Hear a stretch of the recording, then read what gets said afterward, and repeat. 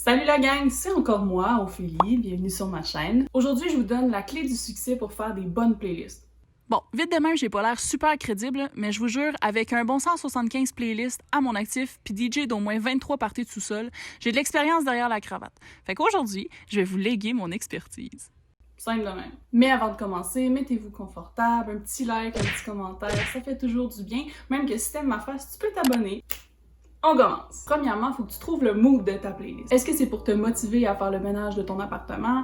Est-ce que c'est parce que tes beaux-parents viennent manger pour la première fois puis que tu veux occuper le silence? Ensuite de ça, il faut que tu trouves la chanson qui va représenter ce sentiment-là. Donc, mettons que tu veux faire une playlist pour pleurer. On a tous déjà fait ça. C'est pas? On le fait tout.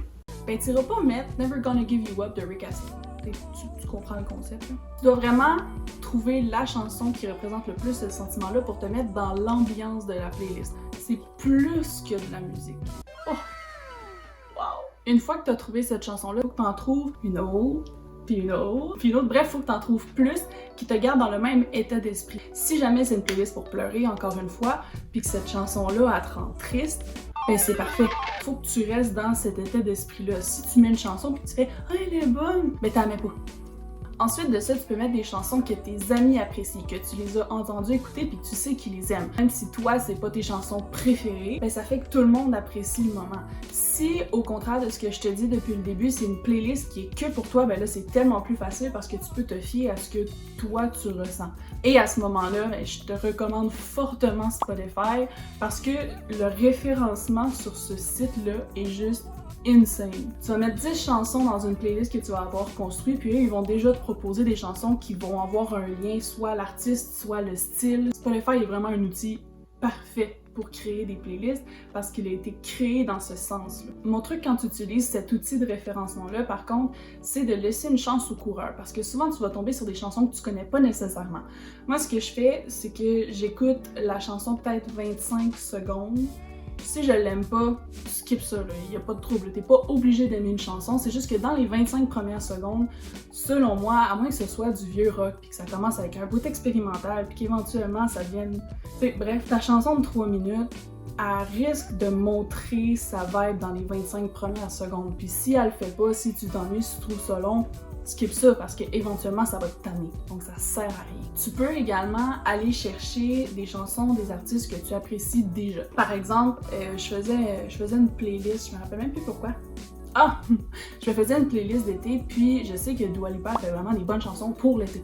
Fait que je suis allée voir sur sa page Spotify, puis j'ai tellement trouvé de bonnes affaires qui jouent pas à radio, que j'avais jamais entendu, mais que hey, c'est bon, mais j'aurais jamais trouvé ça autrement. Ça aide des fois d'aller voir les artistes et encore une fois sur Spotify, quand t'aimes un artiste puis que tu vas sur sa page, t'as en référencement d'autres artistes qui lui ressemblent. Donc ça te fait encore plus découvrir d'autres choses. Créer une playlist, c'est vraiment un moment où tu vas t'asseoir et tu vas prendre le temps d'écouter de la musique, de te doser en musique puis après ça d'aller créer.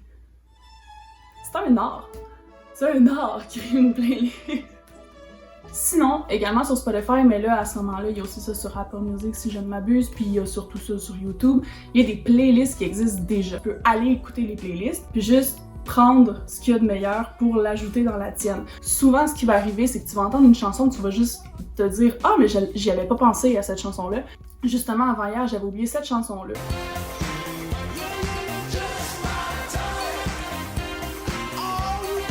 Ça m'a tellement rendue heureuse de la retrouver.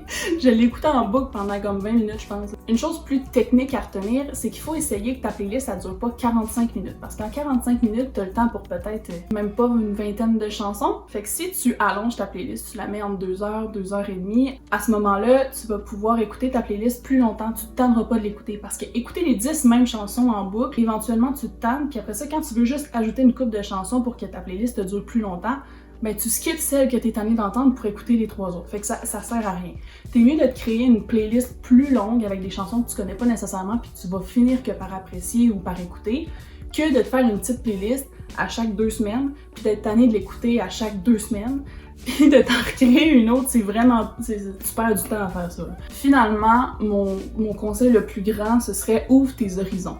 Je connais tellement de personnes qui s'accrochent aux 5 mêmes chansons puis ils restent là accrochés à ça comme si c'était leur bien le plus précieux, mais il y a tellement de chansons qui existent sur la planète, je ne peux pas croire que toi, personnellement, t'aimes juste 5 chansons. Je me rappelle pas où j'avais vu ça, je sais pas si c'est fondé, mais à un moment donné, j'avais lu que c'était impossible de détester un style de musique. J'explique. Quand j'ai lu ça en plus, j'avais une haine vraiment profonde pour le country. Vraiment profonde. J'avais lu ça, puis dans l'article, ça disait que t'avais juste à habituer ton oreille à écouter le style de musique que t'aimais pas, puis éventuellement t'allais l'apprécier. Donc je me suis mis à tester la chose, je me suis fait un CD avec que des chansons de country que j'appréciais relativement, dans le sens où ça me dérangeait pas de les écouter. Et pendant un été au complet, j'ai écouté que ce CD-là, et maintenant, j'adore le country. J'en écoute pas à tous les jours, mais ça me fait sourire, puis je peux apprécier ce style de musique-là. Donc, ouvre tes horizons, tu vas découvrir tellement de belles affaires, ça va être insane. Je vous laisse mon Spotify en barre d'infos parce que j'ai vraiment beaucoup de playlists de créer. Donc, si vous voulez aller vous servir, écoutez, allez-y, ça va me faire plaisir. C'est déjà la fin de la vidéo. Si tu veux que je te parle plus de musique, dis-le moi dans les commentaires, ça va me faire plaisir, j'adore ça. N'hésite pas non plus à liker, comme je viens de dire, commenter et surtout t'abonner à la chaîne, ça fait toujours plaisir. C'est pas mal ça. See ya! Oh, fuck off.